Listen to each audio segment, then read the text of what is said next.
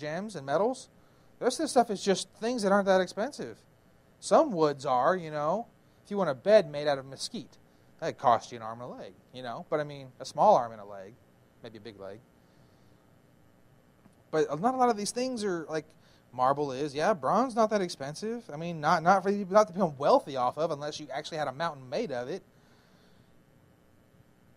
The thing I want to point out here, it says the kings and merchants are watching this from afar, basically weeping and lamenting. Okay. Which kings is this? 5 against you 10. It's the same kings that just destroyed the people in Babylon. But it says they're weeping from a distance.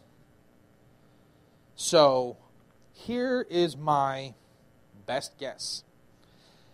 This northern army of the Medes area is going to come down, destroy everybody in the city they find. Slaughter them all, women, kids, doesn't matter. Everyone dies. And then, for some reason, they're going to bail. They're going to bail fast. Fast enough that their armies are probably not going to suffer much loss. But the end result is a complete annihilation of the actual city of Babylon itself.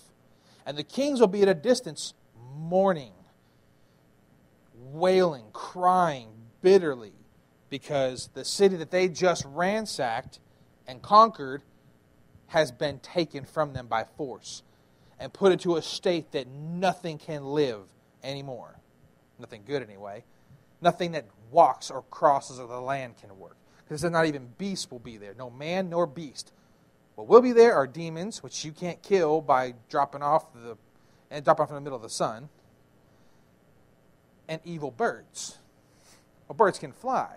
Or start shaking, they take off. So birds can live just about anywhere, as long as they can breathe. This place is going to be nasty. It's going to be gnarly. And only things that fly. And I'm guessing demons can somewhat float, maybe. You know, they used to be angels. Maybe they can have wings. Who knows? But basically, everything, their livelihood is gone. Their recently captured kingdom, gone. Everything's gone. And they're standing here and they're watching it. I imagine it'll be somewhat akin to what Lot's wife saw before her body crystallized into a pillar of salt. It would be what happened to Sodom and Gomorrah. I'm guessing. I mean, the earth's going to be shaken, definitely, but I mean, who knows what God's going to do exactly during this time. He might throw a fireball or two down. He might have a couple spare 100 talent, hailstones that he needed to get rid of. I mean, who knows? He can do anything he wants. But basically, they're going to cry, and they're never going to go back. So, since this army's on the march, they recently captured Babylon, and now what are they going to do? It just got destroyed. They have two choices. They can go home, back to where they came from, or they can just go ahead and catch up with the Antichrist. And again, he doesn't know his army is turned against him again unless he reads the book, which he knows the book, so he probably knows it's going to happen. They're going to do it, I'm guessing. But they could play dumb because they didn't pick up, hey, AC, hey, your boys Russia just blew up your city, man. They killed all your folks. Why? I got no diatone, y'all. I got nothing. So they might just be able to get there and tell him they didn't do it and it was destroyed by an earthquake and yada, yada, yada. Unless there's witnesses, I mean, you got nothing to stand on. He can't really, I read the Bible. I know you did it. Oh, crap. I thought we didn't believe in that thing. Oh, well. Verse 16.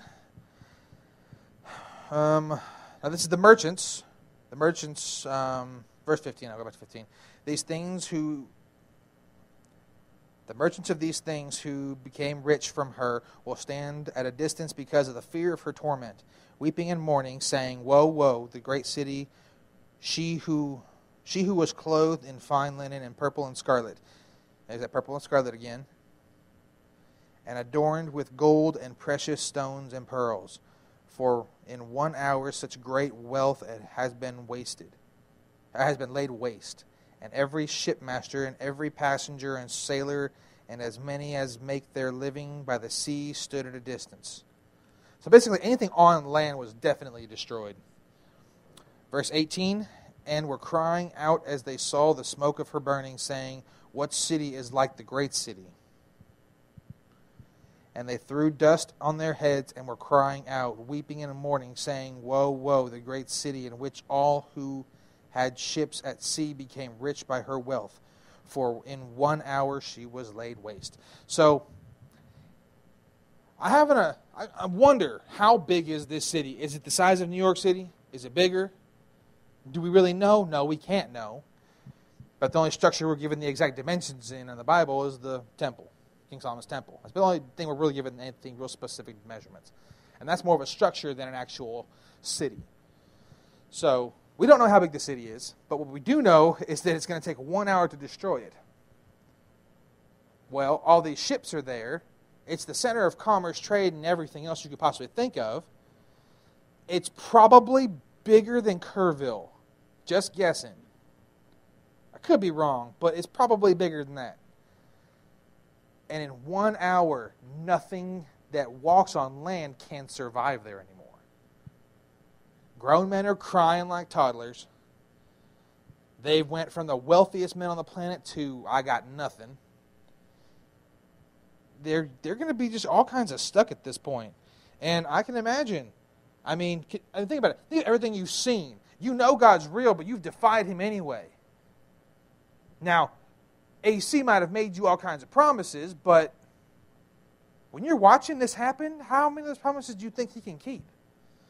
You ever look like all those promises your God made you, all of a sudden, they're not looking so sound, not seeming so sure no more. Maybe He can't do what He says He can do. But He's supposed to be a God, so how can He lose? It's going to come down to, do they actually believe this crap?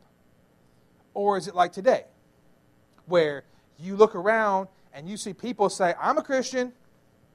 Hi, buddy, I know God, we're pals, man. We're good friends.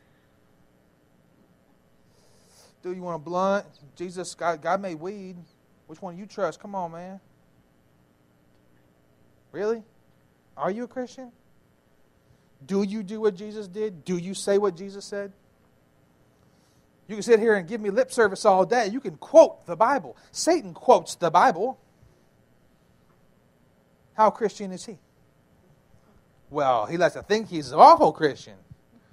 If you ask him, he's higher than Christ. Christ is trying to be like him according to his own arrogance and pride. So, I mean, I guess it depends on who's asking the question. Really. Verse 20. Lost my place. Now it changes up. This is a declaration speaking to those who have given their lives to Christ. Rejoice over her, O heaven, and you saints and apostles and prophets, because God has pronounced judgment for you against her.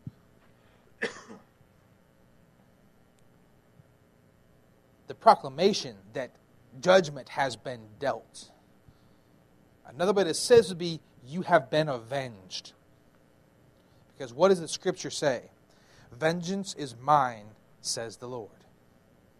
And if He says it's His, will He not enact it when He is ready?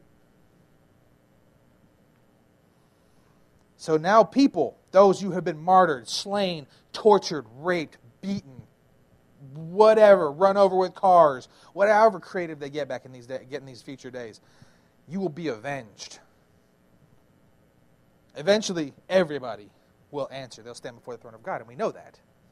They're the ones who are lying to themselves, and it baffles me sometimes, because if I'm wrong, if this book really, there was 500 Einsteins who got together back in the day, and they made a perfect, flawless book, and it's all nonsense, I will cease to exist when I die. That's it. That's the only consequence. I will cease to exist. If I'm right, everyone who stands and defies this word will burn in hell for eternity. It's not worth the risk, first off. And second off, Einstein couldn't write a book half this accurate and without one contradiction. which makes me really confused with the Jewish people. I actually talked to a Hasidic Jew, and he said the New Testament, he basically doesn't believe Christ even existed. He won't even give me that Christ existed as a man. That's where they're taking things now. That the New Testament is so wrong that Christ never even existed.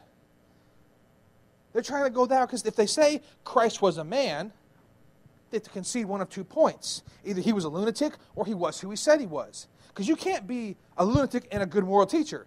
It's a contradiction. And he claimed to be the Son of God. If he was the Son of God, he either was what he said he was or he was crazy. And therefore, if he was crazy, could not be a good moral teacher. So now their solution is to deny he even existed. That's their new solution. They are trying to shove their head that far in the ground that they will not even acknowledge his existence as a man. Scary. And if they'll go to that extent, what's to stop anybody else from going to any other extent? There's no limitations here. People will see the throne of God and still not accept him. So that makes everything else that we see now totally in the range of possibility. Because if I saw the heavens part and God sit up on a throne, I'd be like, okay, good enough for me. Why isn't that enough? How could that not be enough? It's like saying, I'm here. You still don't believe me. We're talking. And you, really? Like, his patience is awful patient. His patience is patient. That's the only way I can describe it, you know? I mean, he's sitting there talking to you, and you're like, I don't see you. You're looking at me. No, I'm not. That's like 2 guys in a car, one farts, the other one's like, come on, dude, really? He's like, what? You did it. Really? Okay, anyway. It's always the cat. We left the cat at home. No, we didn't. It's back there. You just can't see it. It's Cheshire Cat. Stupid cat.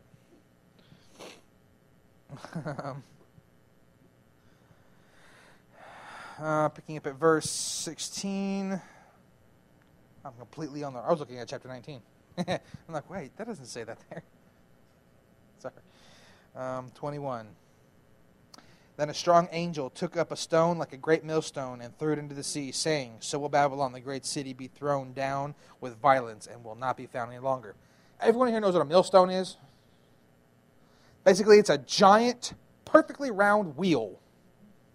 There's a little tiny hole in the middle of it so you can run a stick or something through it. That's all it is. And I don't know how much it weighs, but I can promise you it doesn't float. It has no buoyancy whatsoever. So the whole mention of a millstone here is merely to describe, it's like they're sleeping with the fishes, What the mafia do, what the mob do, when they kind of get rid of somebody. Tie a brick through his feet and throw his butt off the bridge. It's going to be the same thing. And that's basically what they're going to do. It's just an analogy. He picked up the millstone, threw it into the sea, just to be as an example. It's a mental picture for people. Because some people are really slow and they don't get things. And it's basically to say that once this happens, Babylon will never exist again. That does not mean it will never exist until the Antichrist gets out. It will never exist again.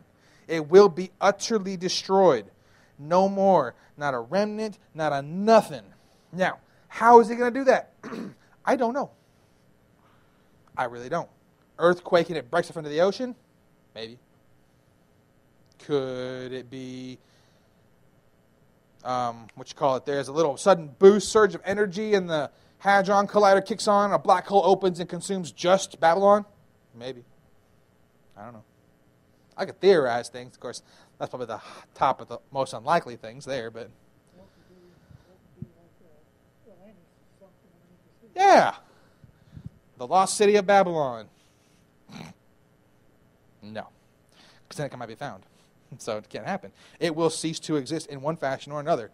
And maybe it will fall off into the ocean. Maybe God, when Christ comes back, he's going to touch down on the Mount of Olives. It's going to split north and south. He's going to look over there. He's just going to reach down with his little fingers, pick it up, and just throw it into the sun. I don't know.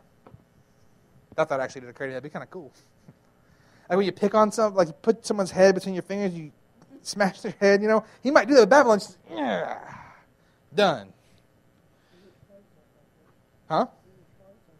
Yeah, indeed. Okay, 22. And the sound of harp